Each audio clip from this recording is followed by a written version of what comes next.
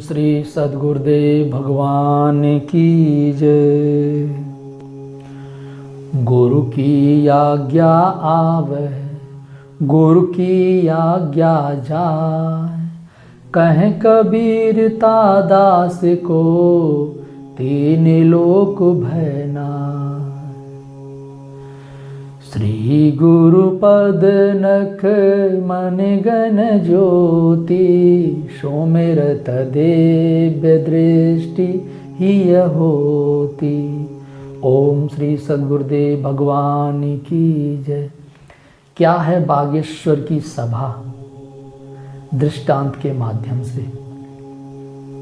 एक बार राजा जनक जी ने स्वप्न देखा। स्वप्न में उन्होंने स्वयं को भीख मांगते हुए हाथ में कटोरा लेते, जब हाथ में कटोरा लेके भीख मांग रहे हैं तो राजा जनक चिंतित हुए। तो उन्होंने ज्योतिषाचार्यों को बुलाया, विद्वानों को बुलाया और पूछा कि जो मैंने देखा है वो सही है, मैं जो कर रहा हूं ये सही है। अब ज्योतिषाचार्यों क्या मालूम उसने क्या देखा है, विद्वानों को क्या मालूम उसने क्या देखा है, तो कुछ ना कुछ बताएं जरूर। विद्वानों के अंदर, ज्योतिषियों के अंदर एक चाहे गुड़ का हो चाहे अगुड़, वो कुछ ना कुछ जरूर लगा के बता देंगे, तो कुछ ना कुछ बताएं। लेकिन राजा असंतुष्ट ही रहे, संतोषजनक उत्तर ना मिले जो स्वप्न देखा उसका। तब राजा ने कहा कि इन सबको जेल के अंदर बंद करो, ये दुर्दाई, ये पाखंड ही फैला रहे हैं समाज में। इस प्रकार से फिर धीरे धीरे वहां पर ज्योतिषियों का, विद्वानों का आना जाना ही बंद हो गया, वो रास्ता ही बदल दिए। 6 महीने बाद अष्टावक्र पहुंचे।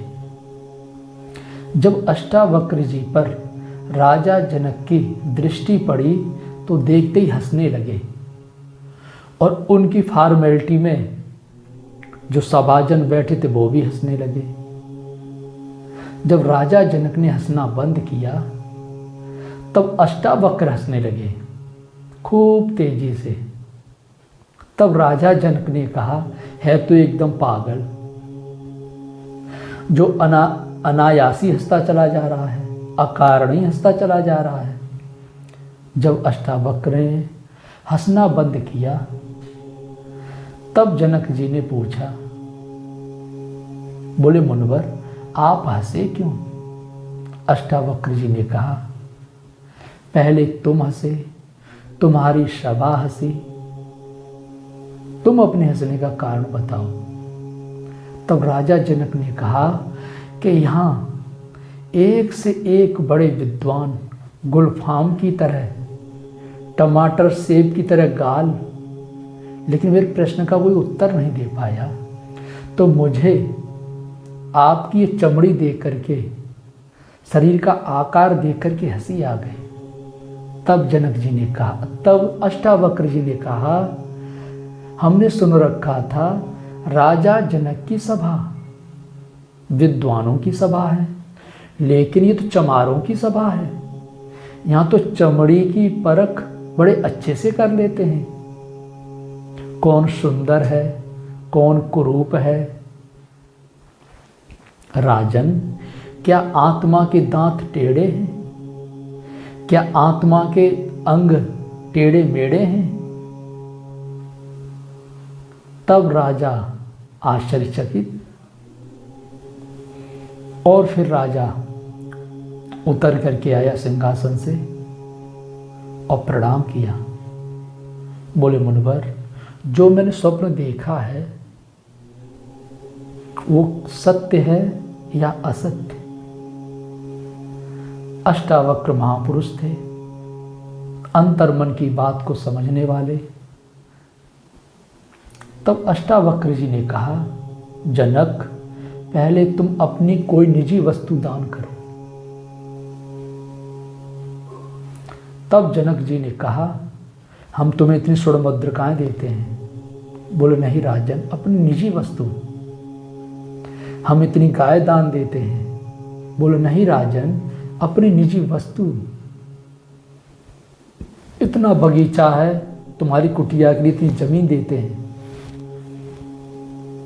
बोले राजन, अपनी निजी वस्तु दान करो। तब जो मंत्री थे वो आए, मुनिवर सब राजा जनक का ही है। तब अष्टावक्र ने डांट के कहा मंत्रियों से, बोले तुम चुप, अगर राजा जनक का ही है तो इससे पहले किसका था? बोले फलाने जनक। उससे पहले? बोले वो जनक। उससे पहले? वो जनक। वो सब फिर अपने साथ क्यों नहीं लेके गए? जब ये सब उन्हीं का था, इन्हीं का है, तो इससे पहले जिसका था वो साथ क्यों नहीं लेके गया? तो मंत्री चुप, राजा जनक भी चुप।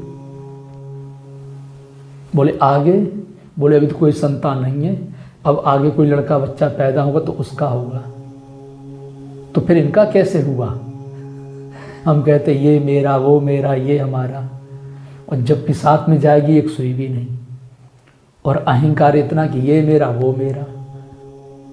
तो इसी प्रकार से जनक जी ने कहा, मुनिवर तो मेरा निजी क्या है? अष्टावक्र जी ने कहा, तुम्हारा मन, तुम मन का दान कर दो। और इस प्रकार जनक जी संकल्प लेते हुए प्रणाम करके फिर अपने सिंहासन पर जाकर के खड़े हो गए। अब खड़े हो गए, अष्टावक्र जी तो बैठ गए ध्यानस्थ होकर के, और जनक जी खड़े।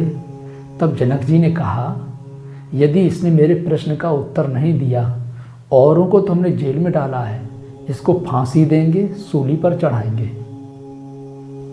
तब अष्टावक्र जी ने अंतः प्रेरणा से कहा, जब मन हमने दान कर ही दिया तो ये फांसी कौन दे रहा है, ये सूली कौन चढ़ा रहा है?